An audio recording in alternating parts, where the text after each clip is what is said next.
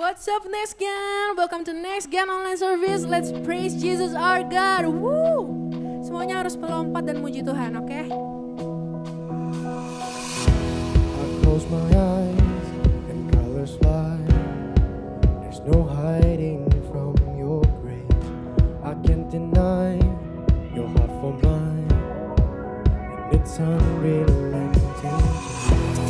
I was on the edge of deception, caught up in my own hesitation, until your love took over me. So I let go, then I let go. Show me life like it's supposed to be. An oasis, here always.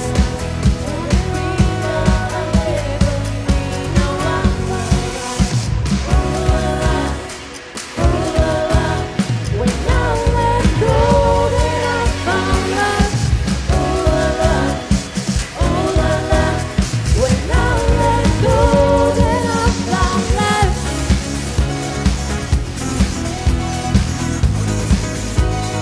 La la la la la. When I let go, then I found life. The higher way is calling me to a life unlike before. The Father's heart is beckoning, and I can't resist no more. Lead me in the ways of devotion. I don't wanna get caught in the motions. My heart is only for you, Lord. So I let go, then I let go. Show me love like it's supposed to be. On a waste, here a waste. All the freedom I'll ever need. Now I'm alive, alive, alive. When I let go, then I found life. Alive, alive. When I let go, then I found life. Woo!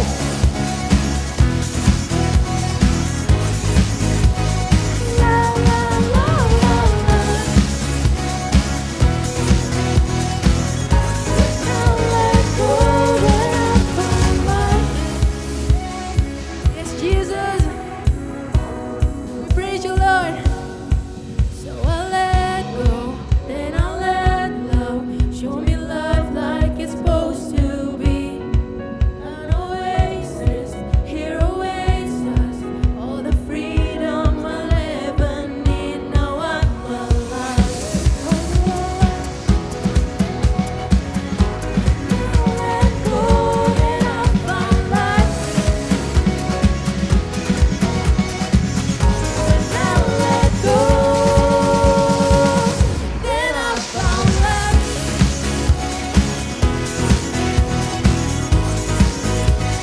La la la la la. When I let go, then I found life.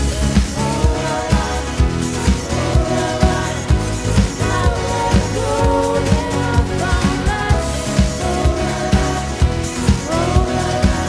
When I let go, then I found life. Yes, Jesus, thank you, Lord, for everything. You are worthy to be praised, Lord. We want to pray for our friends, Lord. You deserve all the glory. This is all I want. That the love I have for you doesn't fade along with you. Can you help with that?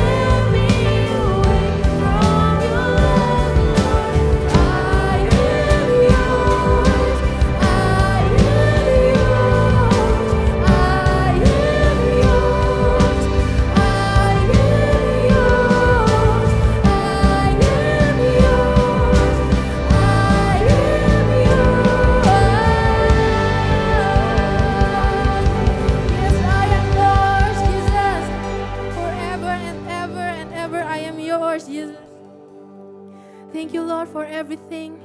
Terima kasih Tuhan untuk kesempatan. Terima kasih atas hidup yang Tuhan berikan kepada kami Tuhan. Tuhan, kami berdoa kami mau menjadi anak Tuhan yang berguna Tuhan. Kita gak mau hidup gini-gini aja Tuhan.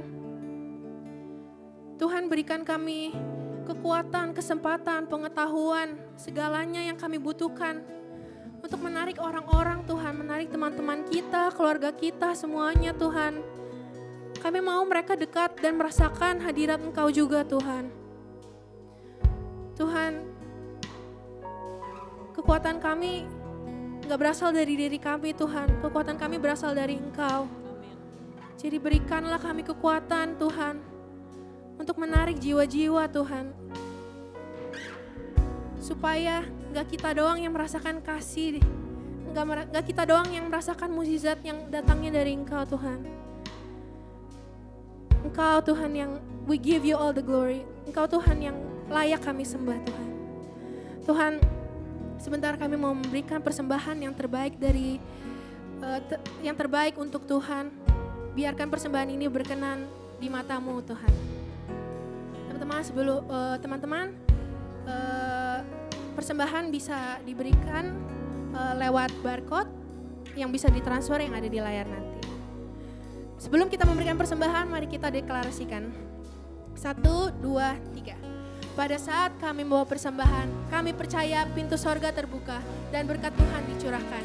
Setiap anak muda diberkati di kampus, marketplace, dan komunitas di mana kami berada. Kami memperoleh hikmat, kecerdasan, perkenanan untuk menjadi anak muda yang kreatif dan mampu menyelesaikan permasalahan yang ada. Perlindungan Tuhan atas hidup kami, keluarga kami, komunitas kami, dan pekerjaan kami sempurna. Menemukan pasangan yang tepat dan terbaik dari Tuhan. Di tengah-tengah dunia, kami menjadi generasi yang relevan, yang memberikan pengaruh tanpa kompromi terhadap nilai-nilai yang kami percayai. Dalam nama Yesus.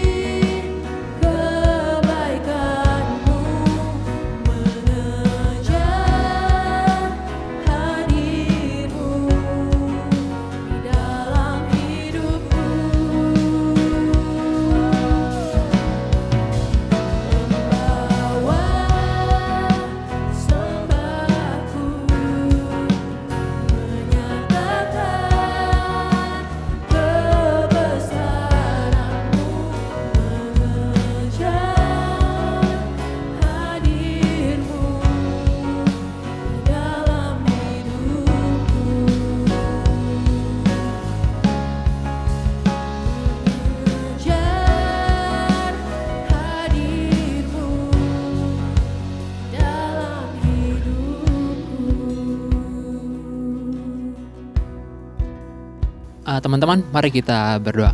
Bapak, terima kasih Tuhan, kami ucap syukur atas semua kebaikan-Mu, penyertaan-Mu selama tahun 2020. Kami mau menyambut tahun 2021 dengan semangat yang baru, gairah untuk mengenal Engkau yang lebih baru, yang lebih semangat daripada tahun sebelumnya. Dan jika hari ini kami mau belajar suatu hal yang baru, kira Kau sertai proses pengajaran ini, sehingga apa yang kami pelajari hari ini boleh berdampak bagi hidup kami dan juga orang lain. Terima kasih Tuhan, kami siap untuk belajar dalam nama Tuhan Yesus. Amin. Apa kabar Next Gen? Gue harapkan di tahun 2021 ini kalian punya semangat yang baru dan juga kabar selalu baik, selalu sehat. Dan the fact that kalian masih bisa nonton, masih bisa menikmati ibadah online ini di rumah kalian dan dimanapun kalian berada, itu bukti bahwa penyertaan Tuhan selalu ada dan kasih Tuhan selalu gak pernah jauh daripada hidup kalian. Amin. So, gue akan melanjutkan series yang udah dibuka oleh Vanuela minggu lalu, yaitu series Explain. So, kali ini kita akan masuk minggunya yang kedua. Jadi series Explain ini seperti yang Vanuela bilang itu lebih membahas tentang Alkitab. Nah, gue akan memulai pembahasan kita dengan suatu kisah yang sangat menarik menurut gue. Oke, zaman dahulu tatkala ada pasangan pria dan wanita dari dua suku yang berbeda itu mau menikah. Ya, lalu mereka mengadakan pesta pernikahan yang luar biasa besar pada saat itu.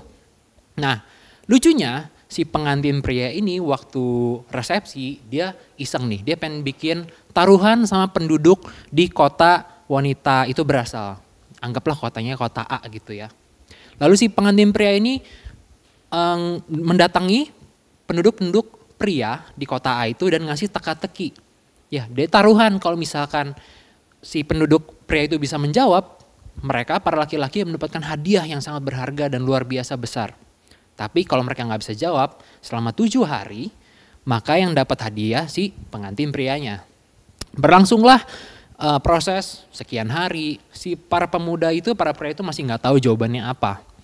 Lalu karena mereka kesel, mereka gemes nggak tahu jawabannya apa dan mereka sedangkan ingin banget dapat hadiahnya karena hadiahnya yang besar, dia samperinlah si pengantin wanita. Disamperin, tolong dong kasih tahu jawabannya apa, bujuk tuh calon suamimu, kasih tahu jawabannya apa. Terus diancam kalau nggak dapat jawabannya, diancam kalau lu nggak ngasih tahu jawabannya apa, rumah lu dan seisinya kami bakar. Wow, agak berlebihan ya, nggak dapat jawaban teka-teki aja mesti ngebakar rumah. Lalu karena istrinya ketakutan, disamperinlah si pengantin prianya. Akhirnya dapat jawabannya, dan para penduduk pria dapat jawabannya. Dan akhirnya mereka harus mendapatkan hadiah karena berhasil menjawab teka-teki tersebut. Nah, si pengantin pria itu karena kesel, gue mesti memenuhi taruhannya. Dia akhirnya pergi ke kota A, dia ngebunuh sekian banyak orang lain di kota itu. Dia rampas hartanya, lalu hartanya itu dikasih ke para pemenang. Pria yang berhasil menjawab teka-teki tadi. Lalu setelah dia membunuh sekian banyak orang, dia pergi dari resepsi itu. Ditinggalin begitu aja si pengantin wanitanya. Lalu ayah si pengantin wanita, calon mertuanya bingung. Lah kenapa anakku ditinggalkan? Akhirnya dia mikir, ini mungkin dia gak bakal balik lagi. Akhirnya anak perempuannya itu dibiarkan menikah dengan laki-laki lain. Tapi selang beberapa waktu ternyata si pengantin pria itu balik lagi. Terus dia bertemu dengan calon mertuanya itu yang seharusnya menjadi mertuanya. Dia tanya, kemana istriku? Ternyata istri sudah menikah dengan laki-laki lain. Lalu ayah juga bilang, saya pikir kamu gak bakal balik lagi. Dan ayahnya malah menyarankan, tuh kawinin aja adiknya, toh lebih cantik. Nah lagi-lagi si pengantin pria kesel. Ya, pengantin pria ini kesel. Akhirnya dia apa? Dia melakukan sesuatu lagi karena keselnya. Dia tangkap rubah, ya, fox. Dia ambil sekian banyak, diikat, lalu dibakar buntutnya. Wow, kekejaman pada binatang. Pasti kalau zaman sekarang udah diprotes tuh pasti ya. Dibakar ekornya, lalu kalau udah dibakar ekornya dilepas ikatannya. Dan tentunya rubah-rubah itu pasti semuanya lari, pontang-panting kemana-kemana. Dan ketika dalam proses larinya itu, rubah-rubah yang ekor terbakar itu dia melewati taman, dia melewati sawah, I guess. Dia juga melewati perkebunan yang berakhir apa? Kebakaran di mana-mana. Semua hasil bumi di kota A itu semuanya dilahap sama api. Cerita yang sangat membingungkan, cerita yang sangat penuh dengan reaksi yang berlebihan, reaksi yang nggak dapat jawaban teka-teki mesti ngebakar rumah, reaksi dari harus ngebunuh pemuda-pemuda di kota, lalu reaksi yang harus membakar ekor rubah, ya, sangat berlebihan dan sangat membingungkan. Dan kalau kalian pengen tahu kisah ini kisah tentang apa? Kisah ini ada di Alkitab teman-teman. Kalian bisa baca di kitab Hakim-Hakim pasal 14 dan 15. Kalau gue masih muda dulu gitu ya, misalnya gue masih SMP atau SD, gue baca kisah ini, gue pasti bingung. Apa faedahnya membaca kisah seperti ini? Ya, apa faedahnya? Apakah faedahnya jangan memberi teka-teki pada saat kamu mau kawin? Atau faedahnya jangan membakar ekor rubah lalu kebakaran satu kota? Kan nggak gitu. Ya, sangat lucu.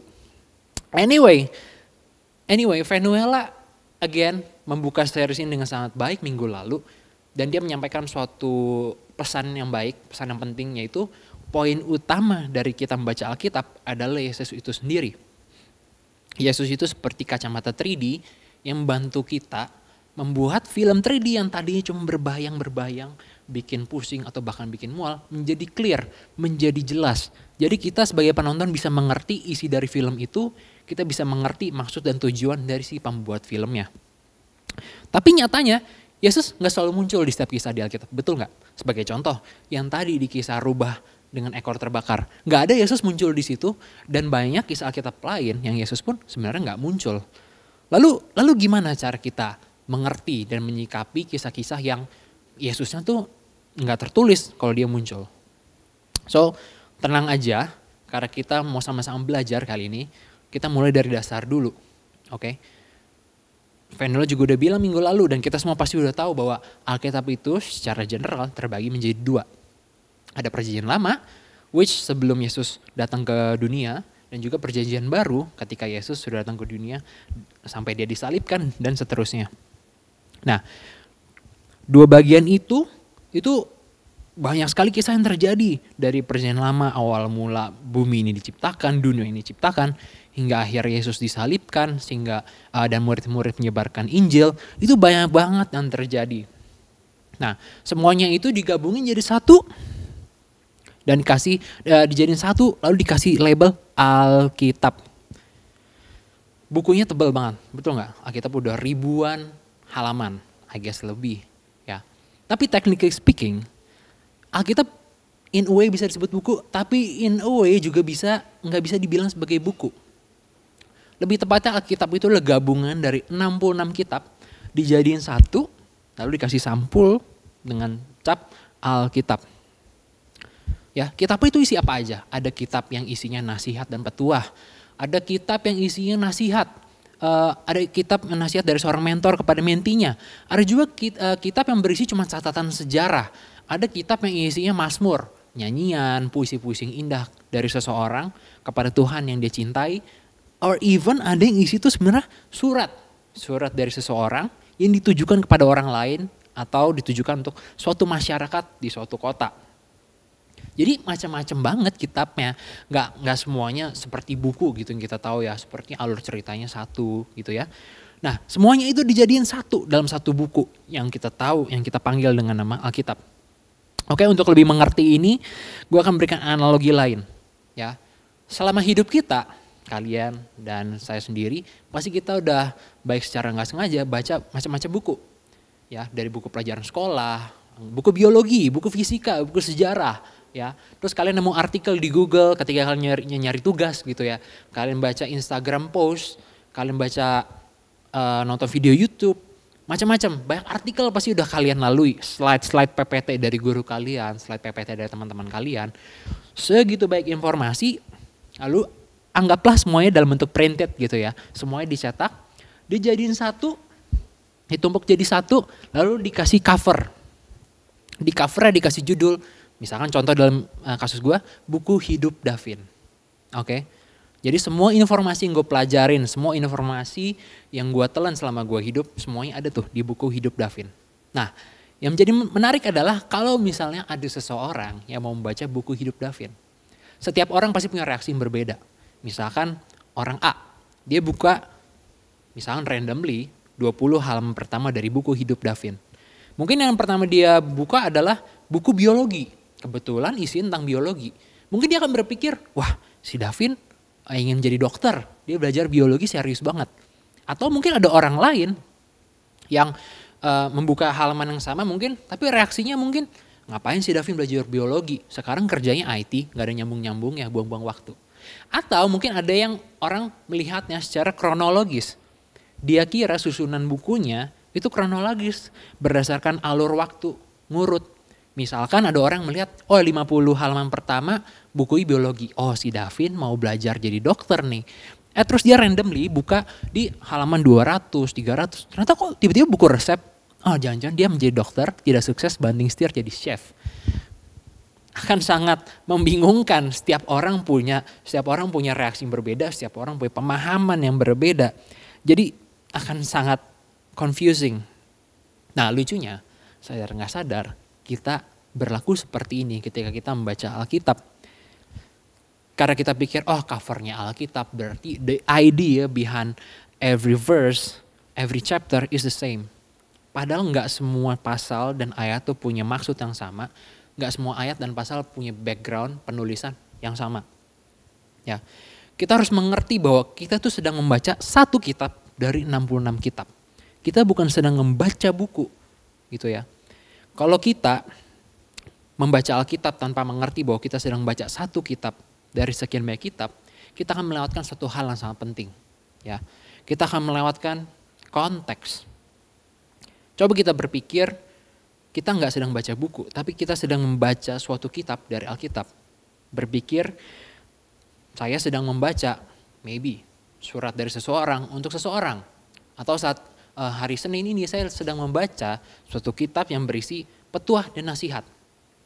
Atau saya sedang membaca mazmur seseorang kepada Tuhan yang dia cintai.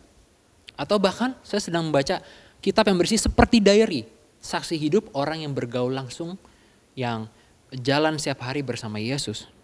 Jadi konteks itu penting banget untuk kita mengerti Alkitab, dan gak cuma Alkitab, konteks itu sangat penting untuk kita mengerti bacaan, tulisan, video, apapun. Jadi gak cuma untuk Alkitab aja.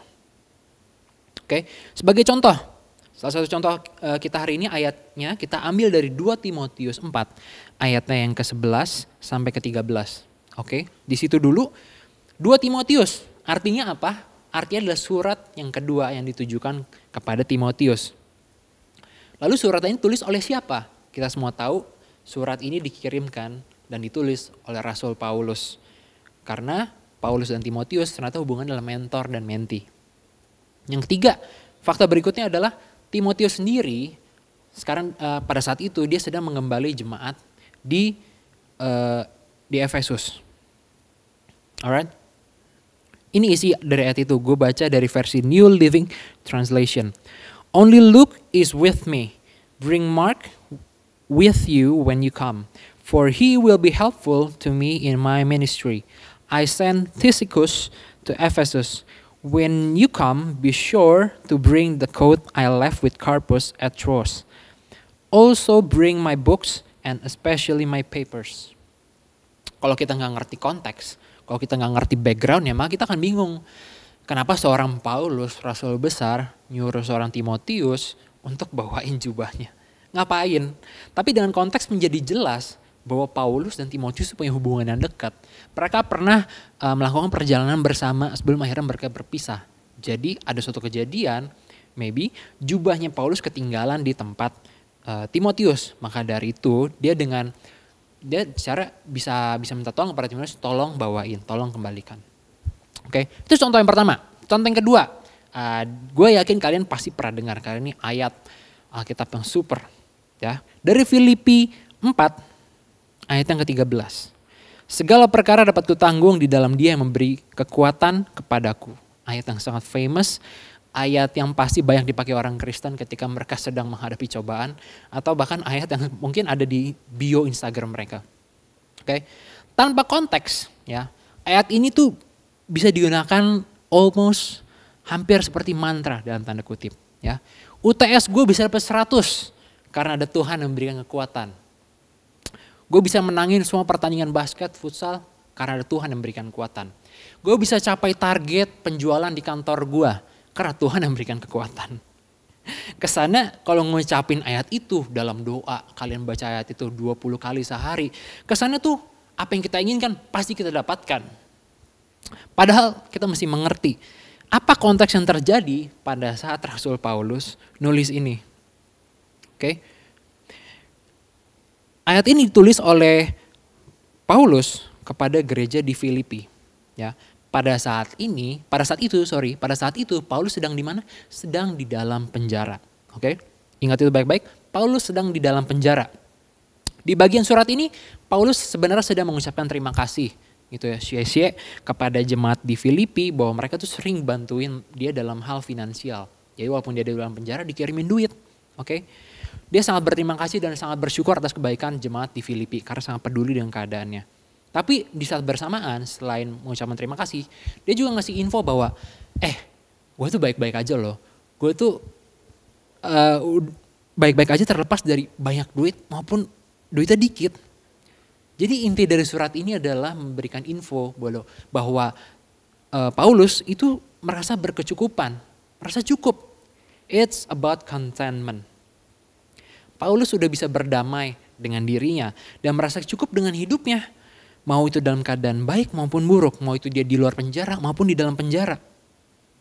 Dari keadaan itulah ayat ini lahir. Paulus tuh sangat bergantung sama Yesus. Hubungan mereka yang begitu dekat memberikan Paulus kekuatan untuk terus bertahan even di dalam penjara. Even dia bisa merasakan damai sejahtera di dalam penjara yang mungkin keadaannya gak enak, tempatnya kotor, makanannya juga belum tentu enak, makanannya belum tentu bagus, enak, bahkan belum tentu layak untuk dia makan. Jadi poin dari ayat tersebut adalah bukan sebagai mantra, oh UTS gue pasti akan bagus karena Tuhan berikan kekuatan. Bukan. Tapi lebih ke arah, mau UTS gue bagus atau jelek, tapi Tuhan selalu ada di pihakku. Seperti itu. Mau target penjualan gue tercapai atau enggak, it's okay karena Tuhan selalu beserta gue. Ya. Mau pertandingan futsalku, basketku kalah atau menang, it's okay karena Tuhan selalu besertaku. Jadi lebih ke arah situ, bukan sebagai mantra yang akan menjamin setiap keberhasilan kita. Sebagai mantra yang penjamin kita akan mendapatkan apa yang kita mau. Di situ yang tadi gue bilang, konteks matters. Konteks begitu penting. Sehingga kita bisa lebih mengerti di balik ayat itu apa sih yang dimaksud oleh penulisnya. Di balik ayat itu apa isi hati Tuhan. So context creates clarity. Clarity di sini maksudnya kejernihan, ya, kejelasan. Atau gue bisa bawa analogi lain ke modern day, ke hari ini. Misalnya kalian lagi scrolling Instagram. Mau itu post, mau itu story. Lalu kalian nemuin suatu story atau post yang tulisannya orang lagi marah-marah. Tulisan seperti ini. Dasar cowok gereja penggosip. Wah, coba kalau kalian baca itu, apakah kalian berpikir, aku cowok gereja dan aku tukang gosip? Pasti enggak dong. Gak mungkin kalian langsung berpikir seperti itu. GR1, GR sekali. 2, mungkin kalian beneran penggosip maybe. Tapi mostly pasti kalian berpikir, enggak gua lah. Mungkin pasti orang ini sedang ada konflik. See? Kalian aja udah mengerti kalau kalian menemukan suatu post random yang seperti itu. Belum tentu ngarahin ke diri kalian. Tapi lucunya, hal ini sering terjadi ketika kita baca Alkitab. Jadi kita randomly menemukan ayat gitu ya, mau dari mana aja itu. Nggak tahu background dari ayat itu tersebut apa. Nggak tahu kepada siapa ayat tersebut ditujukan. Tapi kita berasumsi, oh ayat ini datang kepadaku, harus aku lakukan saat ini juga. Gitu ya.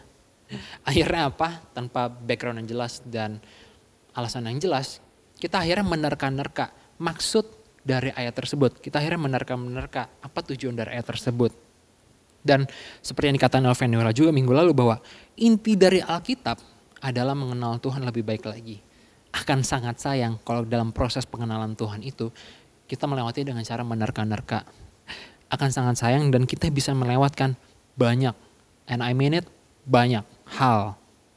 Sangat sayang. So dari penjabaran di atas kita udah bisa mulai mengaplikasikan cara-cara membaca Alkitab yang lebih baik. Kita bisa memulai cara yang baru ketika kita the next time we read the Bible. Ya, kita bisa mulai dengan pertanyaan seperti yang pertama, siapa yang nulis kitab ini? Siapa yang nulis pasal ini? Dan ditujukan kepada siapa?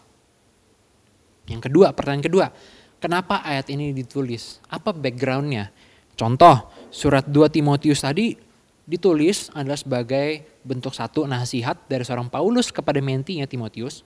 Yang kedua juga sebagai bentuk penyemangatan, ya, karena Timotius sudah mulai menggembalai jemaatnya sendiri. Selain itu juga surat Filipi yang tadi juga ditulis untuk mengingatkan rakyat di Filipi bahwa mereka tuh nggak ditinggalin Tuhan loh, bahwa mereka tetap dicintai oleh Tuhan. Lalu pertanyaan yang ketiga, kenapa informasi ini ditulis dibandingkan dengan informasi lain? Maksudnya adalah pastikan selama proses ratusan tahun, ribuan tahun Alkitab ini ditulis, pasti kan begitu banyak informasi. Berarti harus ada informasi yang disaring, mana yang harus ditulis, mana yang tidak. Nah kalian harus mengerti apa signifikansi dari informasi ini ditulis. Yang keempat, ini yang juga penting adalah apakah ayat atau pasal ini berguna atau tidak. Don't get me wrong, seluruh isi Alkitab tentu berguna, betul. Tapi tidak seluruh isi Alkitab sama bergunanya di setiap musim kehidupan. Contoh, ketika kalian masih SMA gitu ya. Ketika kalian masih SMA atau ketika kalian masih kuliah, kalian gak perlu pelajarin hukum-hukum pernikahan, ilmu pernikahan dari Alkitab saat itu juga. Karena belum musimnya kalian belum masuki musim pernikahan. Buat apa? Gitu ya. Tapi kalau kalian masih SD gitu ya, kalian masih Rock 56 gitu kalau di gereja kita ya. Belum begitu pentingnya kita mempelajari hukum-hukum tentang finansial. Karena kalian aja belum mengerti uang itu apa. Jadi setiap firman Tuhan punya fungsi yang spesifik, punya fungsi yang sesuai dengan musim kehidupan kita. Jadi 4 pertanyaan tadi, kepada siapa ayat ini ditulis, kenapa ayat ini ditulis, mengapa ayat ini penting untuk tertulis di Alkitab. Dan keempat, apakah ayat ini berguna atau tidak. Itu pertanyaan yang bisa kalian mulai the next time kalian baca Alkitab. So, balik lagi, Alkitab is a very powerful thing. It's not a thing, I know it's God, but it's a powerful thing. Bisa mengubahkan kehidupan kita 180 derajat. Yang tadinya hidup kita penuh dengan dosa, yang tadi hidup kita tidak penuh harapan, kembali menjadi orang yang berpengharapan, orang yang bebas dari dosa. Tapi menuju kebahagiaan yang mengubahkan itu gak semudah itu. Gak semudah membalikan halaman Alkitab. Gak semudah men-scroll ayat berikutnya di aplikasi Bible kalian di setiap smartphone. Disitulah kenapa cara membaca Alkitab kita harus lebih baik. Harus lebih dalam. Kita harus mengerti konteks. Karena konteks memberikan kejernihan. Because context creates clarity. Clarity, kejernihan membantu kita mengerti alasan, mengerti maksud, mengerti background dari penulisnya. Mengerti maksud dari isi hati Tuhan. Dan di saat kita sudah mengerti isi hati Tuhan, saat kita bisa menanamkannya ke dalam hati kita dan kita mulai praktekkan, ayat yang tadinya cuma sekedar tulisan akan menjadi daging. Dan di saat itulah hidup-hidup akan mulai diubahkan. Dan hopefully gak cuma hidup kalian, tapi juga hidup-hidup orang tua kalian, orang-orang sekitar kalian, teman kalian, saudara kalian. So, di awal tahun 2021 ini, gue mau ajak kalian, bareng-bareng gitu ya, kita membaca Alkitab dengan approach yang baru. Gak perlu dengan rasa kebingungan, gak perlu dengan rasa ketakutan. But approach Bible with curiosity. Rasa ingin tahu yang lebih. Kalau takut bingung, tanya. Kalian punya mentor, kalian bisa tanya. Atau tanya kepada our new youth pastor Joshua Hazer. Atau kepada yang minggu lalu membawakan firman. Kepada associate youth pastor kita yang baru juga, Stephanie Venuela. Bebas, selalu ada option, selalu ada jalan untuk menemukan jawaban. So jangan pernah takut, approach it with curiosity, and less confusing. Karena gue percaya kalau kita bisa mengenal isi hati Tuhan lebih baik lagi, lebih dalam lagi, maka perubahan yang kalian inginkan selama ini itu gak jauh. Pasti bisa kalian dapatkan hopefully tahun ini atau bisa dapatkan dalam waktu yang singkat. Okay? That's it for me. I hope sharing gue hari ini bisa membawakan ideas yang baru kepada kalian ketika the next time kalian baca Alkitab dan kalian bisa mengerti Alkitab lebih baik lagi. Amin. Let's pray. Bapak, terima kasih Tuhan atas bimbinganmu, atas pencerahanmu yang kau bagikan hari ini. Tuhan, di awal tahun ini kami mau tinggalkan kebiasaan kami dalam baca Alkitab yang lama, yang tidak mengerti konteks. Kami mau belajar cara membaca Alkitab yang baru. Kami mau mengenal isi hati-Mu lebih baik lagi, lebih dalam lagi Tuhan. Sehingga kami gak mau sekedar mengerti apa yang tertulis, tapi kami mau mengerti apa maksud dan isi hati-Mu Tuhan. Sehingga kami boleh Tuhan hidup sesuai dengan isi hati-Mu, bukan sesuai dengan pemikiran kami, sesuai pengertian kami. Sehingga kami ingin menjadi hidup yang lebih maksimal dan gak cuma untuk diri kami sendiri, tapi juga kami ingin maksimal dan berdampak untuk orang lain di sekitar kami. Terima kasih Tuhan, terima kasih. Kami tahu proses ini tidak akan mudah, tapi kami percaya ketika kami terus menggandeng tangannya Tuhan, Tuhan beserta kami, maka kami percaya Tuhan akan lancarkan jalan, Tuhan akan bukakan pengertian-pengertian baru, Tuhan akan bukakan ide-ide baru Tuhan. Pewahyuan yang baru untuk terus mengerti isi Alkitab ini. Terima kasih Tuhan, kami mau serahkan seluruh sisa hidup kami mulai saat ini dan ke depannya hanya ke dalam tangan-Mu saja. Di dalam nama Tuhan Yesus kami bisa berdoa mengucap syukur. Amin. Shalom saudara, mari sama-sama kita mempersiapkan hati kita untuk menerima perjamuan kudus. Siapkan anggur dan roti saudara. Jika saudara sudah mempersiapkannya, saya jemput saudara untuk bangkit berdiri dimanapun saudara berada.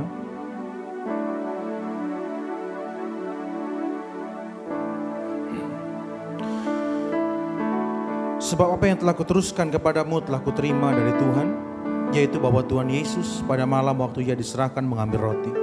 Mari kita ambil roti di tangan kanan kita. Dan sesudah itu Ia mengucap syukur atasnya, Ia memecah-mecahkannya dan berkata, inilah tubuhku yang diserahkan bagi kamu, perbuatlah ini menjadi peringatan akan aku. Kekasih-kekasih Kristus, bukankah roti yang kita pecah-pecahkan ini adalah persekutuan kita dengan tubuh Kristus?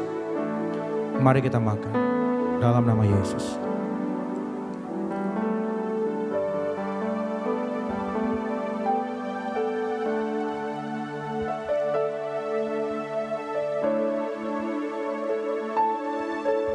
Mari kita angkat cawan di tangan kanan kita di hadapan Tuhan. Demikian juga ia mengambil cawan sesudah makan lalu berkata, cawan ini adalah perjanjian baru yang dimeteraikan oleh darahku. Perbuatlah ini setiap kali kamu meminumnya menjadi peringatan akan aku. Bukankah cawan pengucapan syukur yang atasnya kita ucapkan syukur ini adalah lambang persekutuan kita dengan darah Kristus? Mari kita minum dalam nama Yesus.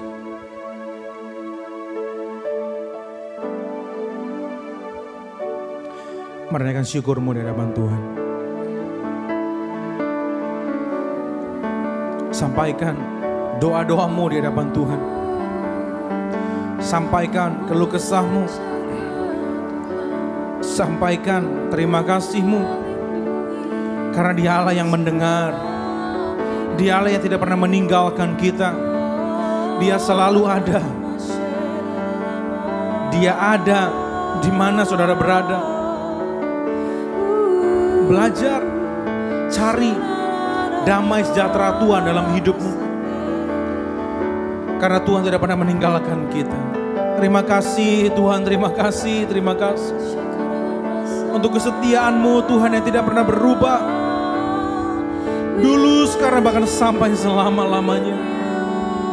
Ajar kami Tuhan untuk berlaku setia seperti Engkau setia kepada kami Tuhan.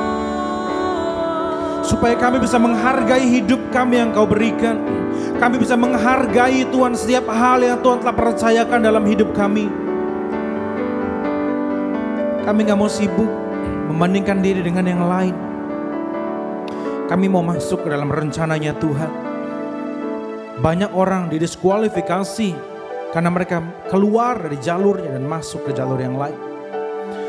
Tapi tidak demikian bagi setiap anak-anak muda yang ada di tempat ini Tuhan.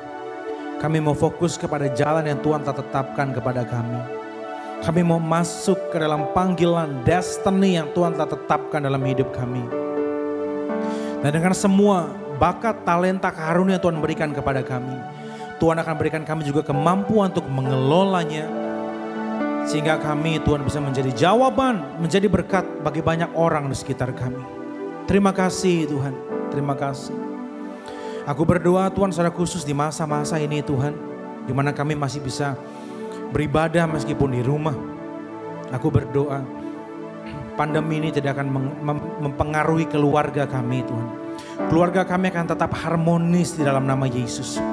Kami berikan kesempatan Tuhan, kami berikan tahta tertinggi di rumah kami. Masing-masing Tuhan untuk Kau isi Tuhan. Karena Engkaulah Tuhan imam yang agung atas rumah tangga kami Tuhan. Aku berdoa Tuhan damai sejahtera-Mu Tuhan ada atas keluarga kami. Atas orang tua kami Tuhan, atas saudara-saudara kami Tuhan. Sehingga tidak akan membuat orang tua kami bertengkar. Tidak akan membuat keluarga kami berpisah satu dengan yang lain. Tapi kasih-Mu Tuhan menjadi pengikat kepada setiap kami. Dan apapun yang Tuhan telah berikan kepada kami mau belajar bersyukur.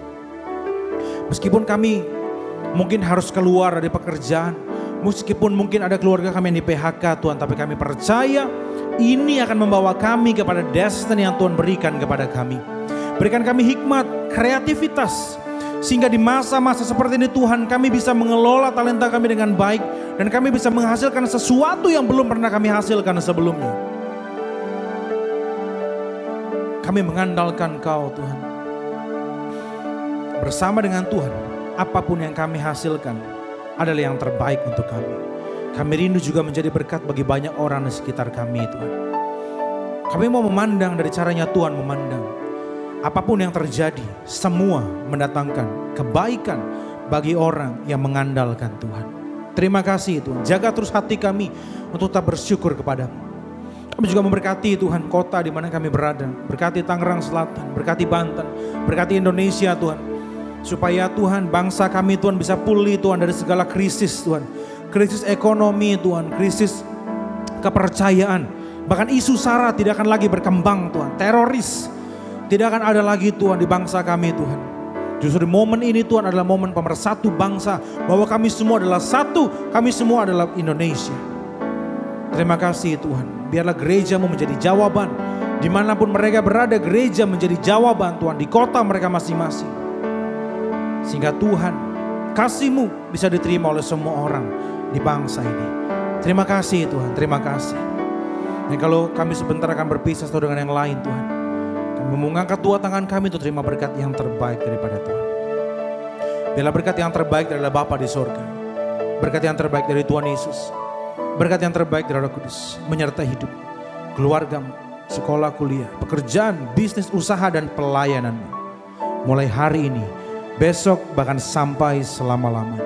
Kita yang percaya dan diberkati Tuhan, sama-sama kita katakan, amin.